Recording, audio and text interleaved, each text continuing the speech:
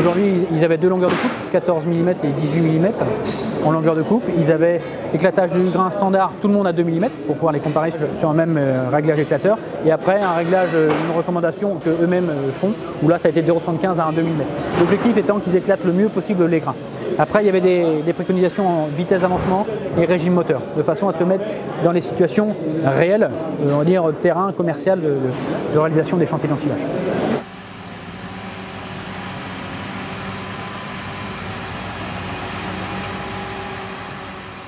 Tout ce qu'on a demandé en 14 est sorti en 14, tout ce qu'on a demandé en 18 est sorti en 18. Donc là-dessus, le débat est fini, hein. Enfin, il est réglé aujourd'hui, c'est maîtrisé, pleinement maîtrisé par toutes les marques. La longueur de coupe, la structuration, il y en a eu la question à la fin, et ça ils maîtrisent aujourd'hui. C'est pour ça on va sur des champs où on attend encore un petit peu des marques.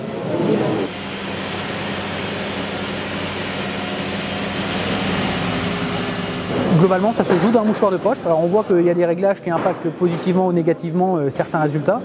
Ça c'est la première chose, c'est qu'il n'y a pas de temps d'écart, mais ça on le retrouve dans les études. Alors après c'est quand même des machines qui sont triées sur le volet, parce qu'ils sont amenés par les constructeurs, et donc eux ils font attention à emmener des machines qui sont pleinement fonctionnelles sur cette partie. Nous sur le terrain on va trouver des machines de ce type-là et des machines avec un peu plus d'usure, et donc on est moins bons résultats.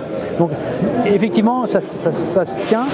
Après, aujourd'hui, les résultats, ils sont pas à la hauteur de ce qu'on aimerait voir nous. Dans toutes les marques, ils sortent des nouveaux éclateurs. Vous regardez l'actualité chez les constructeurs d'ensileuses, c'est les éclateurs. Alors, les longueurs de coupe, ça c'est une autre chose, mais ils ont tous des actualités sur les éclateurs.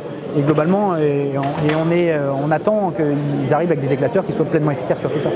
Alors que les standards aujourd'hui sont peut-être un cran en dessous, et aujourd'hui on a des éclateurs, Striledge pour ne pas le citer, mais il y a des éclateurs qui peuvent répondre à ce qu'on attend, c'est-à-dire les plus de 70% d'IFG.